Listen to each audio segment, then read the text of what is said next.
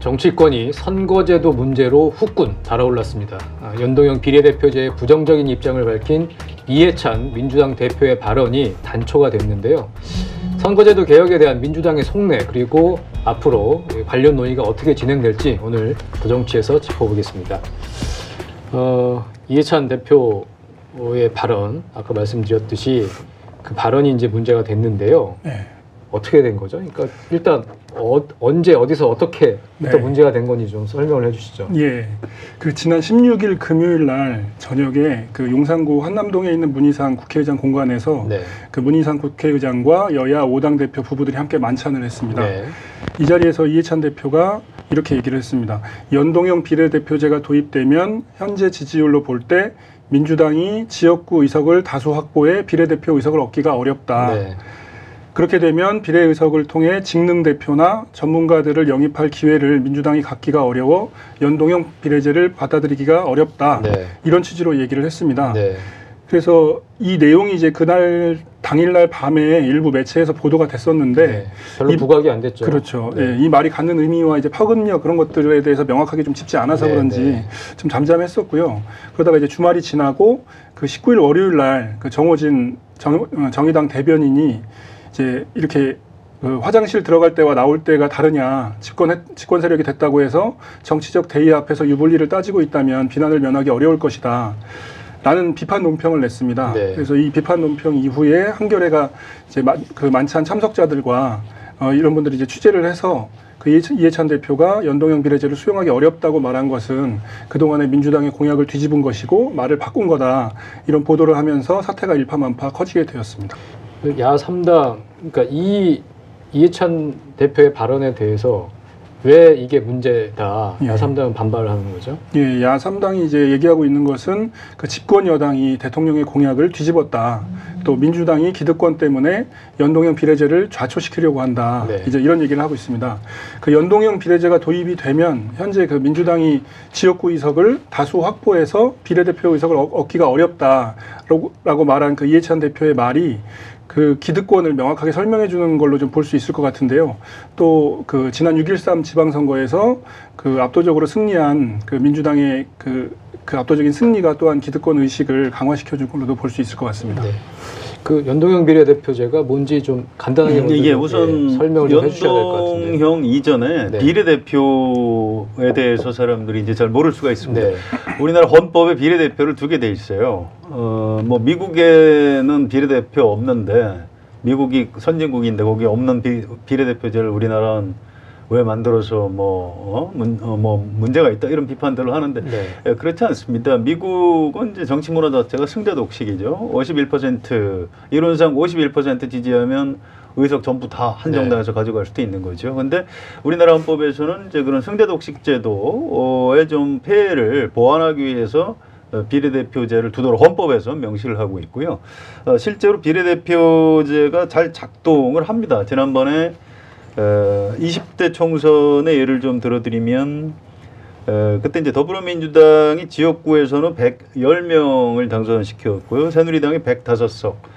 그래서 이제 무려 5석이나 더불어민주당이 더 의석이 지역구에서 많았는데, 비례대표에서는 반대로 정당 지지도가 높은 새누리당이 17석, 민주당은 13석을 가져갔습니다. 네. 그래서 전체 합치니까 이제 민주당이 겨우 이제 1석 정도를 이기게 된 거죠. 물론 일당이 바뀌는 효과가 있었습니다. 아무튼 비례대표제가 없었다면 그때 새누리당은 훨씬 더 의석이 줄어들었겠죠. 이런 식으로 승자 독식의 어떤 정치 시스템을 좀 보완해주는 이런 효과를 갖는 것이 이제 비례대표제고요. 표값을 제대로 계산을 해준다는 거죠, 비례대표제. 사표를 네. 어떻게 좀 막아보려고 하는 것이겠죠. 네. 49%를 지지한 사람들의 또 어느 정도 반영을 네. 해야 된다. 이제 이게 이제 비례대표제고요. 그런데 이제 비례대표 국회의원을 선출하는 방식에는 지금 현재 우리가 지역구하고 전혀 별개로 정당 네. 투표를 해서 그 득표율에 따라서 비례대표 의석을 나누는 네. 이 시스템을 병립형이라고 네. 하고요. 연동형은 보통 이제 독일 예를 많이 드는데요.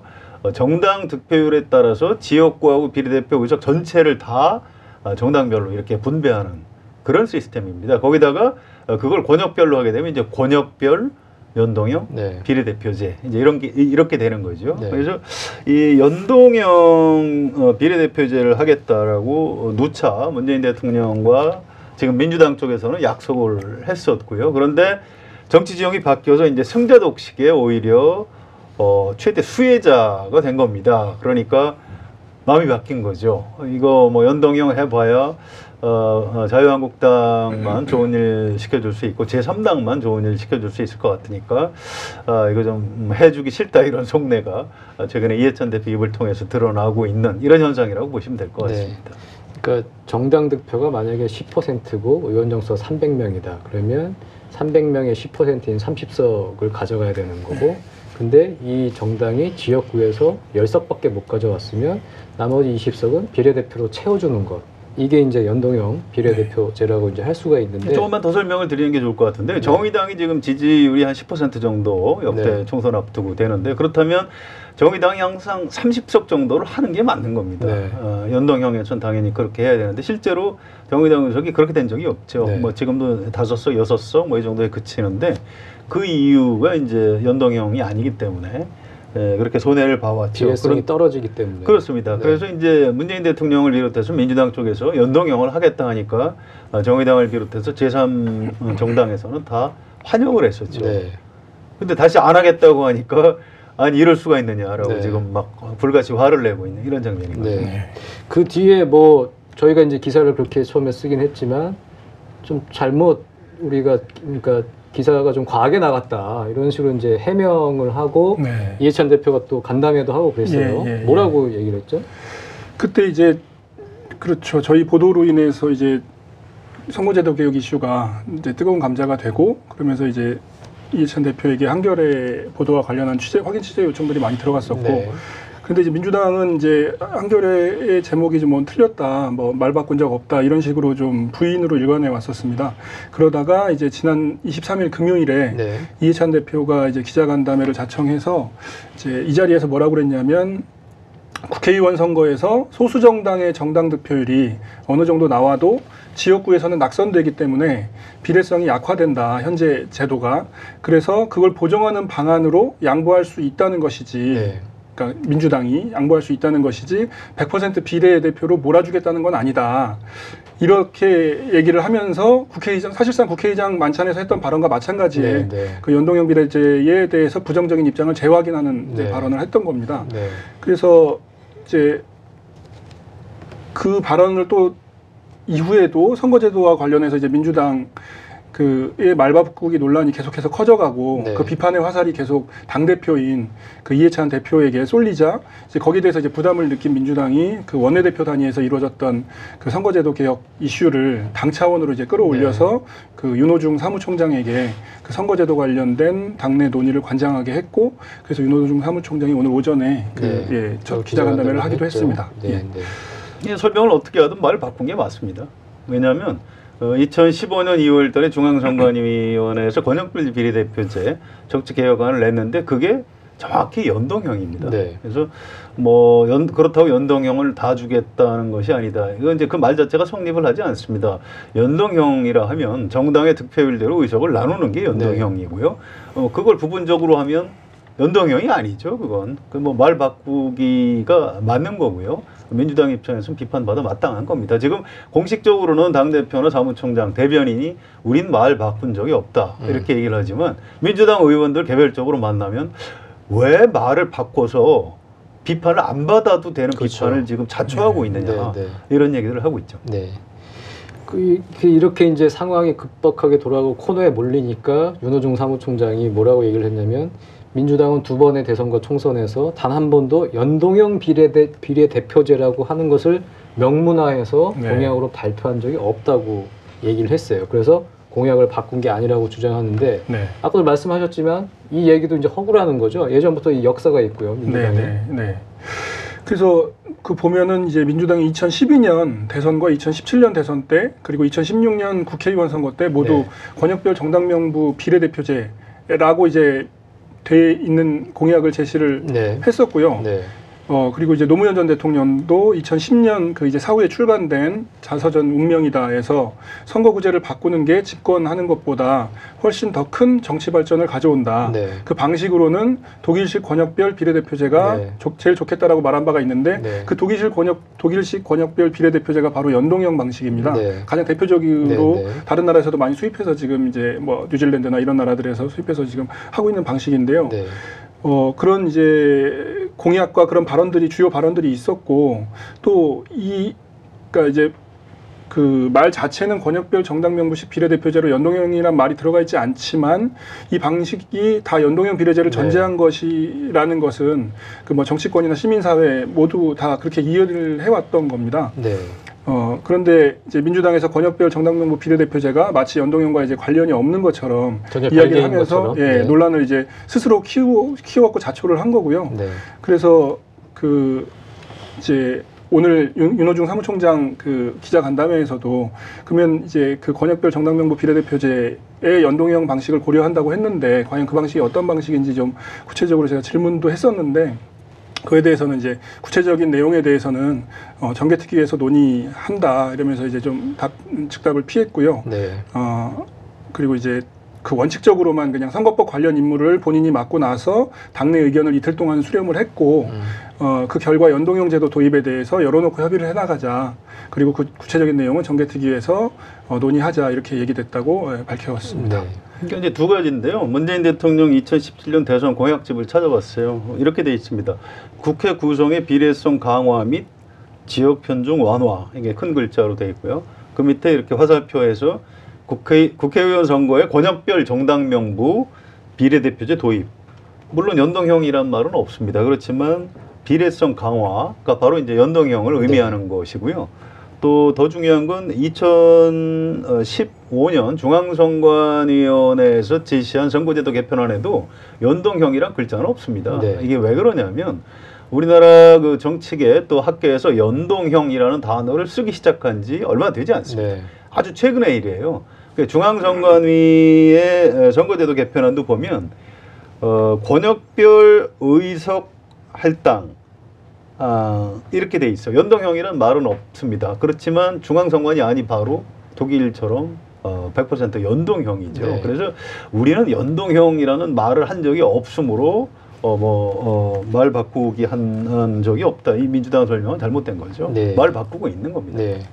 그래서 오늘 윤호중 사무총장은 기자간담회에서 민주당이 추구해온 선거제 개혁에는 내용상 연동형 배분 방식이 포함되어 있다고 봐야 할 것이다. 뭐 이렇게 얘기를 했어요. 물러선 거죠. 네, 한발 이제 물러선 거라고 네. 봐야죠. 네. 네. 표현상 이제 그 연동형 방식이 그 권역별 비례대표 그 정당명부식 비례대표 방식에 포함이 돼 있다 이제 그런 식으로 좀 표현상 좀 순화된 걸로 좀 볼 수 있을 것 같고요. 실질적인 내용상으로는 그런데 이전의 입장과는 크게 달라진 건 없는 것 같습니다. 사실 오늘 간담회의 목적은 지금까지 이렇게 자초했던 논란들을 조금 진화하는 그런 네, 성격이었죠. 그렇죠. 특별한 무슨 메시지가 있었던 건 아니고. 특별히 이전하고 달라진 내용이 뭐 나온 거라고는 보기 좀 어려울 것 네. 같습니다. 이제 연동형을 예를 들어서 뭐 마치 병립형하고 섞어서 할 수 있는 것처럼 얘기를 하고 있는 건데요. 네. 그 발상 자체가 좀 잘못된 겁니다. 지금 비례대표 의석이 한 50석 되는데 그 중에 우리 민주당은 절반만 연동형을 인정하겠다 그러면 25석만 가지고 그러면 나눠서 하는 거고 병립형 나머지 25석 그냥 현행대로 병립형으로 하겠다는 거죠. 그건 가급적이면 좀 이제 덜 주겠다. 앞으로 협상을 앞두고 좀 민주당이 지금 지역구 의석을 워낙 압승할 것 같으니까 어떻게든 비례대표 의석을 좀 제3정당이 좀 덜 주기 위한 네. 좀 나쁘게 얘기하면 좀 꼼수라고 네. 볼 수 있는 거고요. 네. 이 발상 자체가 좀 문제가 있는 게 다음 총선에서 민주당이 지역구에서 압승을 거둔다는 전제가 깔려 있는 겁니다. 네. 네. 지난 6.13 지방선거에서 물론 서울시에서 50% 정도 득표율로 서울시의회 의석의 90% 이상을 네. 가져왔죠. 그런 현상을 다음 총선에 지금 기대를 하고 있는 건데요. 최근에 민주당의 태도 변화를 본 유권자들이 약간 이제 화가 나는 거예요. 아니 이 사람들 아주 오만해졌네. 다음 총선 지금 아무리 야당이 엉망이지만 민주당이 지역구 압승을 한다는 전제하에 지금 이런 식의 말 바꾸기를 하고 있는 것 아니냐. 이런 것 때문에 이제 민주당이 안 먹어도 될 욕을 지금 더 먹고 있는 것 같습니다. 네. 그러니까 민주당의 주장, 논리는 깔려 있는 논리는 우리 이렇게 연동형 비례대표제로 하면 우리가 지금보다 비례의석을 많이 못 가져간다. 네. 그러니까 좀 받아들일 수 없다. 지금 이 얘기잖아요. 네. 유불리를 따지기 시작한 건데 네. 유불리를 따지기 시작하면 선거제도 개혁 못하는 거 아닙니까? 그렇죠. 그러니까 이제 민주당이 왜 이렇게 하고 있는지 좀 보면 이제 표면적인 이유는 말씀하신 대로 그 민주당이 비례대표를 못 가져가니까 못하겠다 이렇게 이해찬 대표가 이제 제시를 했었고 네. 이제 그 말 뜻은 민주당이 지역구 의석을 다수 확보하게 될 텐데 그러면 이제 연동형 그 비례제 작동 방식상 그 민주당이 비례대표 의석을 얻기가 어렵다. 이제 이런 얘기고요. 그러면서 이제 비례대표를 통해서 우리가 뭐 직능이나 그렇죠. 전문가들을 수입을 했는데 영입할 통로를 영입 통로가 이제 없어진다 뭐 이런 주장인 거죠. 그렇죠. 예. 네. 이런 발상에 대해서 지금 선배도 말씀해 주셨지만 그 민주당이 오만해졌기 때문이라는 비판이 나옵니다. 그 민주당 지지율이 지금 박근혜 전 대통령 탄핵 이후에 지지부진한 상태인 자유한국당에 비해서 크게 높고 지금 한 40%대. 예. 네. 그래서 또 뭐 요즘에 조금 빠지고 있는 것 같긴 한데 어쨌든 좀 이게 높은 편이고 또 지난 그 지방선거에서 압도적인 승리 뭐 이런 것을 이제 거둔 경험 때문인데 근데 지금 이제 경제가 매우 어려운 상황이고 네. 또 20대 영남 자영업자 이영자. 이영자라는 신조 그쪽에서 이제 지지율이 좀 많이 빠지고 있다는 그런 이영자라는 신조도 나오고 있는 상황에서 그 민주당 지지율이 1년 반 뒤인 21대 국회의원 선거 때도 뭐 높게 유지될 수 있을 거라고 보는 것 자체가 좀 신기루와 같은 얘기라고 볼 수 좀 있을 것 같고요. 네. 그리고 또 한 정치학자랑 통화를 했었는데 그 민주당이 이제 기득권 정당이 됐다 그런 의미다라고 이렇게 강조하기도 했습니다. 그래서 민주당이 이제 야당 때인 19대 때는 그 19대 때 2015년만 해도 민주당이 그 거대 양당인 민주당과 새누리당만 빼고 나머지 소수 정당이 비례대표 의석 전체를 그러니까 한 47석 정도 되죠. 그거를 정당 득표율에 따라서 나눠 갖도록 하자는 안을 제시하기도 했습니다. 그렇죠. 비례대표를 아예 포기한 거죠. 네, 그러니까 거대 양당은 비례대표를 포기하고 그 소수 정당에게 다 몰아주겠다. 네. 그런 안을 제시하기도 했었는데 지금은 이제 정반대의 이제 주장을 하는 거죠. 그때는 이제 비례대표를 포기했었는데 지금 이제 비례대표를 포기할 수 없다. 이제 그런 이제 주장을 하고 있는 거고요. 민주당 내에서도 뭐 이제 한 10년 넘게 일하고 있는 보좌관도 얘기를 좀 들어보니 그 지금이 선거제도 개혁의 절호의 타이밍인데 왜 민주당이 연동형 비례제에 대해서 저렇게 부정적인지 도무지 이해할 수가 없다. 민주당이 권역별 비례제만 얘기했다는 것은 속아 웃을 일이다. 이렇게 내부 비판이 나올 정도입니다. 네. 2015년에 중앙선관위원회에서 선거제도 개편안을 내놨을 때 그 당시 한국일보에서 의원들 상대로 전수조사를 한 게 있습니다. 네. 그때는 이제 새정치민주연합이었죠. 네. 중앙선관위 아니라는 거는 이제 지금 이른바 연동형 권역별 비례대표제를 얘기하는 겁니다. 그 내용이 다 알려진 다음에 조사를 했는데 새정치민주연합에 무려 89.4% 의원들이 찬성을 했어요. 네. 반면에 새누리당 의원들은 65.3%가 반대했습니다. 중앙선관위 안대로 하면 새누리당이 손해를 보게 돼 있었던 거죠. 새정치민주연합, 지금 더불어민주당 의원들이 그때는 그렇게 압도적으로 찬성해놓고 지금 이제 뭔가 이해관계가 달라졌다고 해서 말을 바꾼다. 이건 참 잘못된 거고요. 한 가지 이제 참 다행인 것은 뭐 여러 가지 이제 그 비판, 전 당원들한테도 많이 비판 받은 걸로 알고 있습니다. 그런 비판 때문에 이제 태도를 많이 좀 누그러뜨린 거죠. 아, 이게 민주당이 국민들의 신뢰를 잃어서는 안 된다. 정당이라는 게 정치가 명분을 잃으면은 큰일 나는 건데 이번에 참 잘못했다 해서 그 수습 차원에서 오늘 간담회도 한 걸로 전 그렇게 좀 들었고요. 그래서 다행히 민주당이 좀 다시 좀 정상적인 위치로 돌아와서 어쨌든 연동형을 하겠다. 큰 원칙이다. 이제 이렇게 정개특위 간사나 사무총장이 이제 그런 얘기를 하고 있는 거죠. 네. 또 한 가지는 제가 이제 정치개혁특별위원회 자문위원회의에 들어가 있는데요. 자문위원들하고 이제 어제 꽤 긴 시간, 좀 한두 시간 정도 이 문제만 가지고 집중적 토론을 했는데요. 결론은 사실상 한 가지입니다. 2015년에 중앙선거관리위원회가 제시한 선거제도 개편안 늘 해야 된다. 물론 거기다 이제 의원 정수만 좀 들리면 된다. 이런 얘기죠. 네. 자문위원들 중에 거의 이의가 없었어요. 네, 네. 그래서 민주당이 뭐 안팎으로 명분 싸움에서 지금 많이 밀렸는데 다행히 이제 정상으로 돌아왔으니까 좀 앞으로 좀 기대를 해볼 수 있을 것 같습니다. 정상으로 돌아온 건지 아니면 정상으로 돌아온 척하는 건지 그건 좀 봐야 될 것 같은데 어쨌든 민주당의 속내는 이렇게 드러났고 근원적으로 제가 궁금한 게 이 연동형 비례제를 하면 민주당이 한 40%, 정의당이 10% 넘고 뭐 이른바 진보 개혁 블록이 50%가 넘어서 이게 오히려 안정적인 의회에서의 어떤 의회 권력 교체가 될 것 같은데 왜 민주당은 이걸 못하겠다고 하는 거죠? 그거 이제 제가 따로 민주당 사람한테 좀 물어봤는데요. 네. 이렇게 설명을 하더군요. 이제 이 말도 일리가 있습니다. 이제 이해찬 대표의 발언의 배경이 될 수도 있는데요.